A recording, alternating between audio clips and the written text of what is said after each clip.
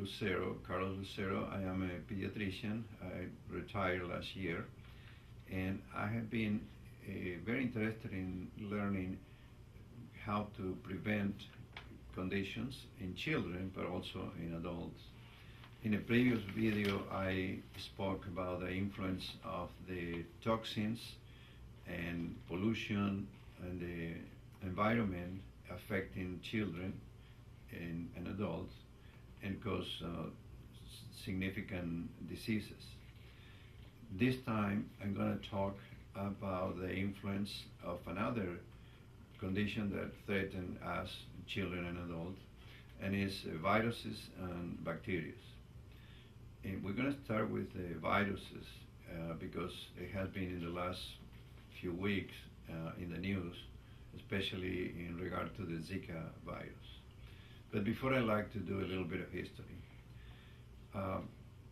Many years ago, thousands of years ago, our ancestors, they were not eating meat because they could not have any way to obtain meat through animals. They didn't have any weapons. So what they were eating mainly was fruit and vegetables and raw because they did not invented fire yet. So the food, the nutrition was mainly vegetarian, fruit and vegetables. Later on, when they invented fire, that's when they started cooking some, especially fish at first. But later on, when they were able to hunt with weapons and they were able to obtain larger animals like deers, so they started eating more meat. And from that point on, humans has been acquiring problems related to the diet that they were eating. And of course, lately and today, we do have, I would say, a big threat of having conditions that before did not produce too much diseases on us, but now they do. Mainly because our nutrition or the food that we ingest is not the same as they used to be. For instance, now people eat a lot of processed food. The nutritional value is very low. Not too many people eat enough fruit and vegetables. And on top of that, even if they eat fruit and vegetables, they still don't have the nutritional value they need to have because most of the time they have to be transported from faraway places, and for that reason they have to be harvested green, and they get ripe in the process of transportation or when they are in the store. And that is not the way to eat a fruit or vegetables because the nutritional value is less than what it should have been if they were left to be ripe on the plants. So for that reason, we are deficient in regard to the capacity of our immune system to fight these viruses or bacteria. And probably the first one I'm going to talk is the Zika virus, which was discovered in 1947 in Africa and monkeys.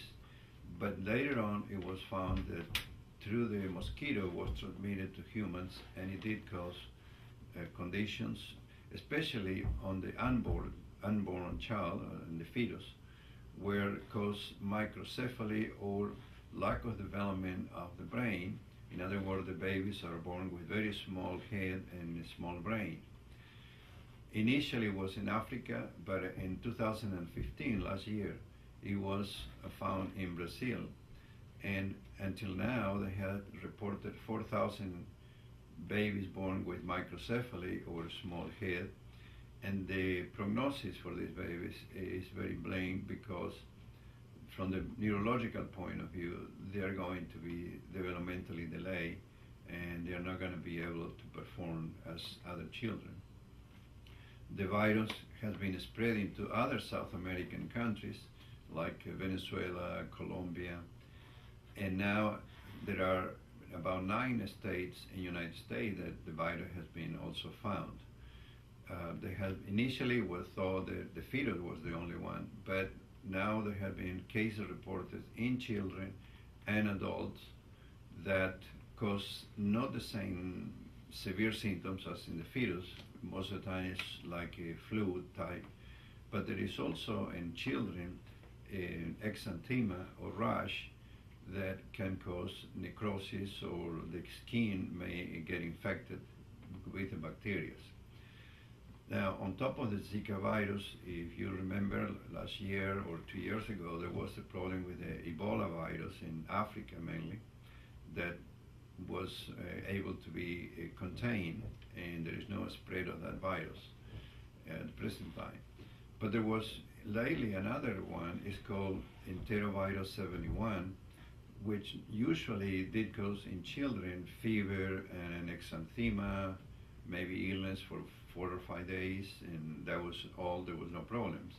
But in Australia, in England, and in Finland, now they found that about 10 to 15% of children that have that virus may develop encephalitis, what that means inflammation in the brain with neurological consequences, which was not seen before.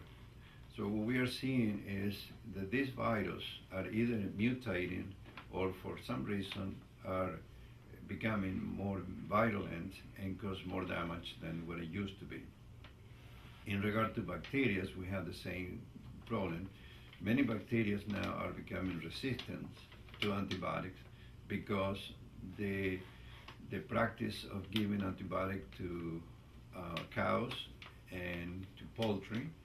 So when we ingest this meat that contain antibiotics, in some cases, if it is contaminated with bacteria, and unfortunately sometimes these bacteria are resistant to antibiotics, like there were cases in Chicago that after eating some hamburgers, a 2-year-old child died and an adult also died because the bacteria they had, which called E. coli, was resistant to all antibiotics.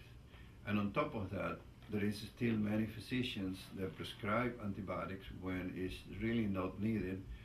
For instance, on regular colds, where it's due to viral infections, cough, and so on. And once they are prescribed these antibiotics, not only affect the intestinal flora, which is very important for the work of the immune system, the functioning of the immune system, but in many cases, many of these bacteria that are in the intestine become pathogens and can cause disease.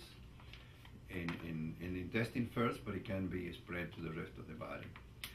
So what happened is we're being exposed now to either viruses or bacteria that are not the same as the one that was to be years ago. And the reason why some people die is because their immune system is very poor, is very weak, due to the poor diet, low nutritional value, and we don't have any medicines for virus. We do have for bacteria, but if the bacteria is resistant to antibiotics, it's almost the same situation. We cannot do too much to treat it. So the alternative we have at the present time is to reinforce our immune system. And the amount of food, vegetables or fruit that we ingest is not enough. The recommendation is at least 9 serves a day of fruit and vegetable, which not too many people can do that. So the alternative will be to use a nutritional supplement that can be also ingested and will increase the capacity of the immune system, such as the factors, the transfer factors, which do have the capacity to increase the immune system function and to fight better infections, in this case virus or bacteria. And this is something that even has been around, not too many people are aware of. I was not aware until maybe last year that we do have this kind of supplement. And for that reason, at the present time, if we would like to protect ourselves, protect the children from the possibility of they contract these viruses or bacteria is one more way to do or to protect ourselves as humans from these invaders by taking these nutritional supplements.